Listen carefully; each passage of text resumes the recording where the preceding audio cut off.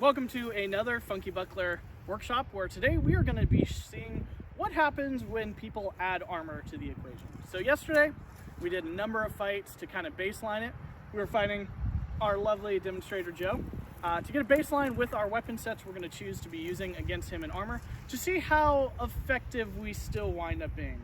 So Joe has suited up in his lovely armor kit. We can see he has a couple gaps like armpits where if we can hit Gammonson, we'll give ourselves a point. Leg area, but for the most part, he is pretty defended. You know, if we can get to the back of the leg, maybe, but not a lot of targets out. Of course, Joe's going to be a good sport whenever he gets hit. If he feels like he got past the armor or anything else, he's going to give points there. Trust me, I'll know. That's what we're banking on. Unfortunately, for safety reasons, because we're going to want the ability to thrust to give us any advantage we can have, Joe won't be fighting in his helmet. He's going to be using a fencing helmet because we don't want a blade to sneak in and blind him. That would be a real bummer because we like when he wears his armor. That is going to be the rules. We're going to advise you not to stop until your opponent acknowledges the hit. So when you get hit, be sure to be very vocal about it, especially with Joe and being in a helmet and everything. It's going to be harder for him to hear, especially with all the armor as well. This is going to be different for us. So when you get hit, be very vocal about it. Joe, do you want to add anything about your armor, kind of your discussions about it, how you feel? So this is not very high-end armor. It's actually very entry level. The higher end stuff, you have more protection, so this is more, you're more likely to see this type of armor. And that's about it. Yeah, so like we said, we do have some gaps. He's wearing a brigandine, so we have layered plates in there. And good protection all around. And let's see what happens when we try to fight him unarmored while he's armored. I think it's not going to go very well. I've got a bad feeling about this one.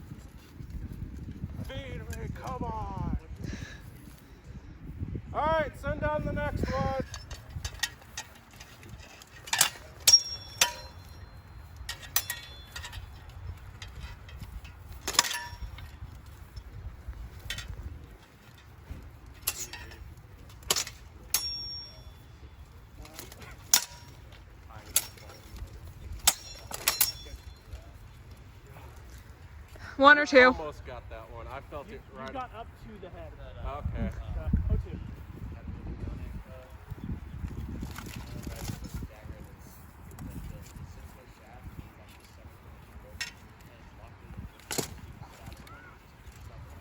You're getting so close.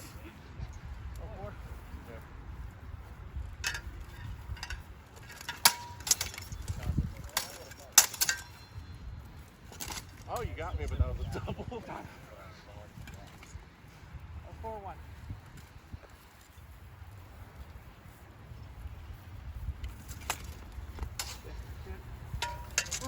Good fire. All right, who's next?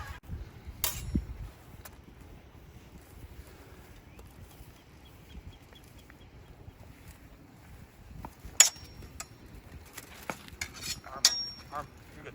Okay.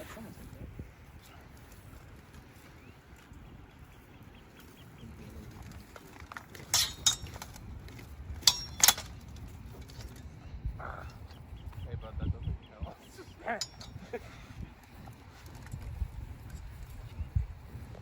Wait, I hit you. Huh? I hit you, didn't I? Sure.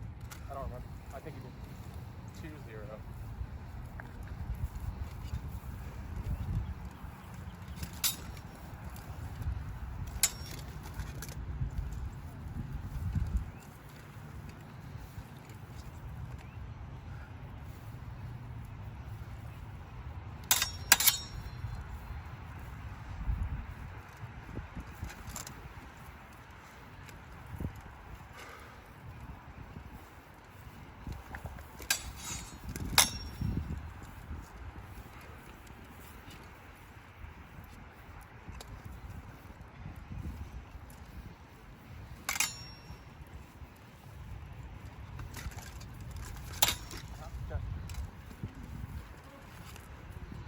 You got me.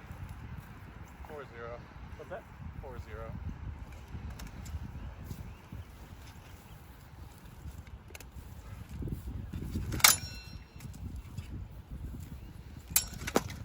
Shoulder.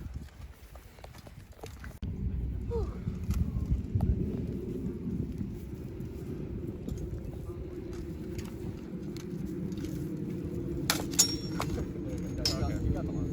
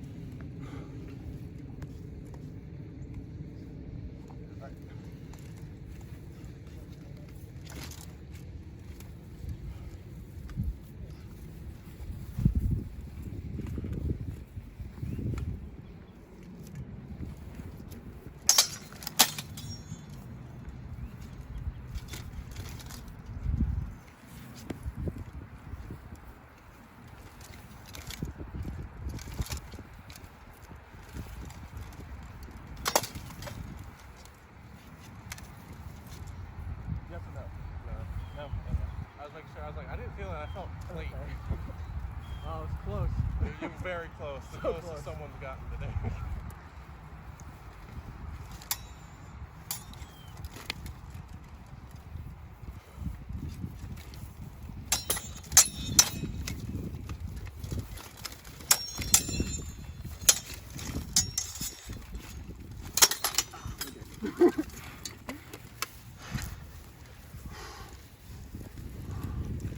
Ryan's really making me work for this one. 2-0. Yep.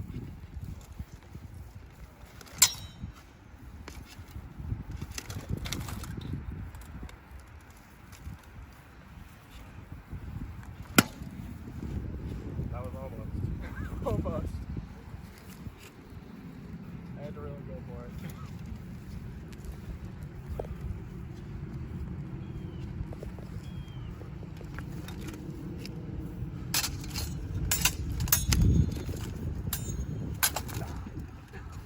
I missed. Yeah. Barely.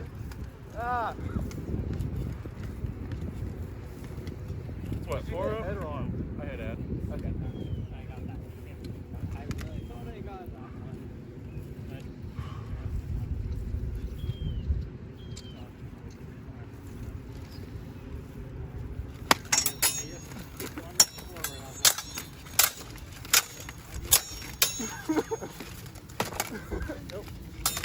All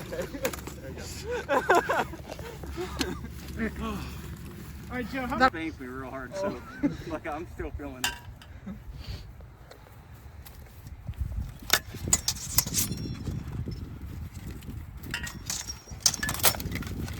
I feel like in this kind of fight, using longsword, like kind of like a montante with the big whirls, would be the game.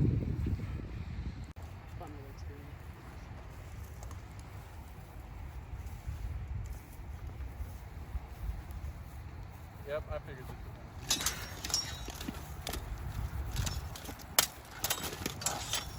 Got it.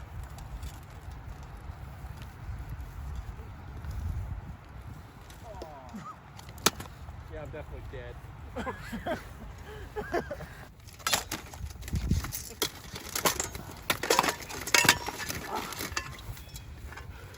Ryan got me. All right, so that didn't go well for people not in armor.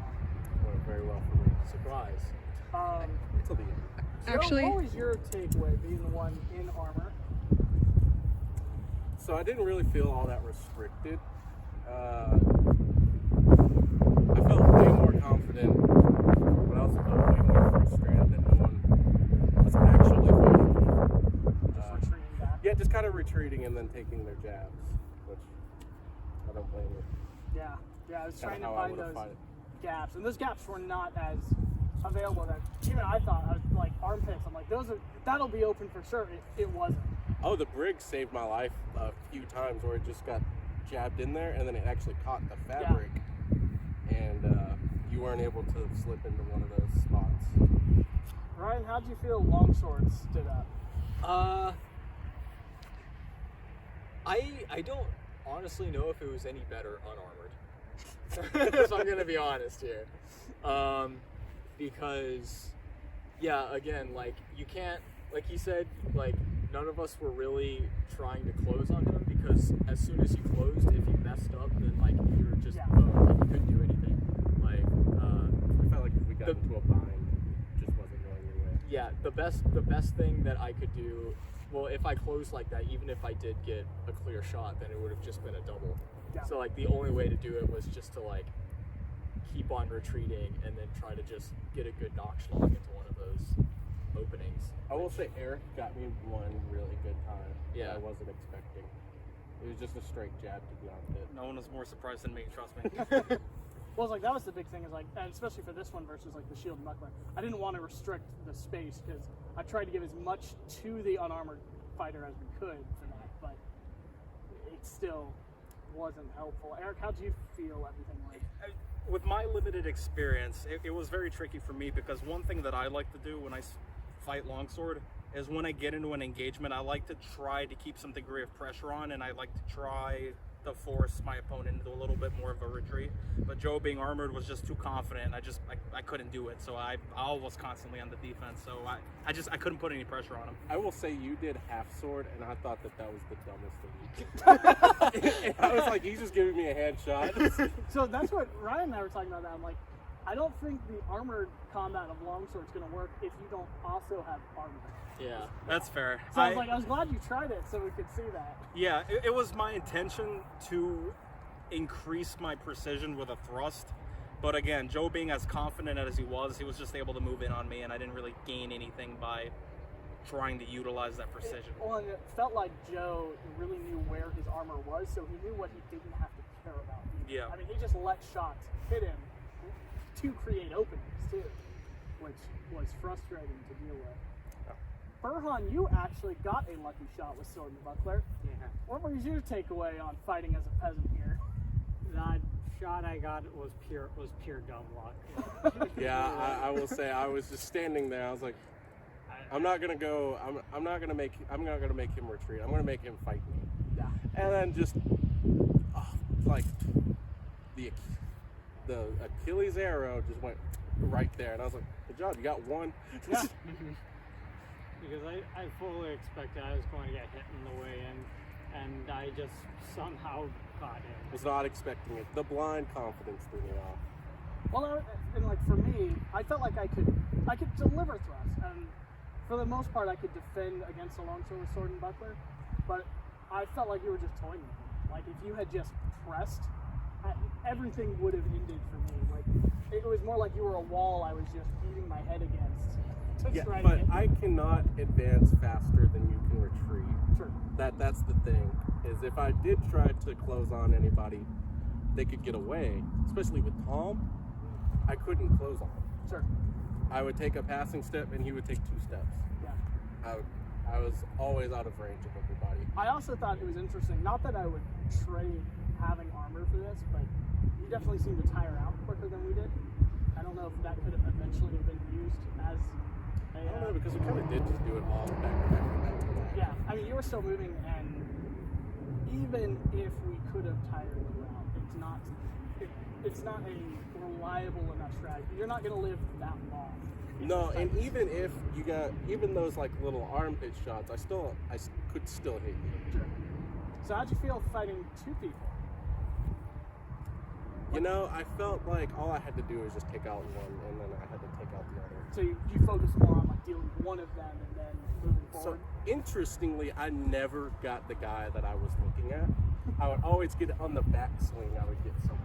When they're not paying attention. Yes, yeah. Whenever they would drop the guard and be like, I just need to get into his back somehow.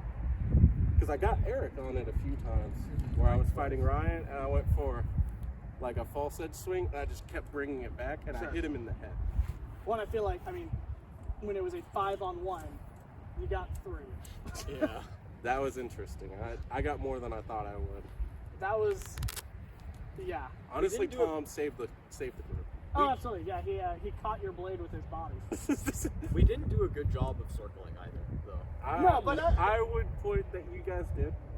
We Because- circled, but we weren't coordinated. And that was kind of the intent, which is why I didn't tell anyone we were going to do that. Yeah. So it could just be like, happenstance, we are now in this situation, go. It's also fascinating how quickly those rounds go compared to like one-on-one fights when you're trying to be more strategic instead of just, let's go in.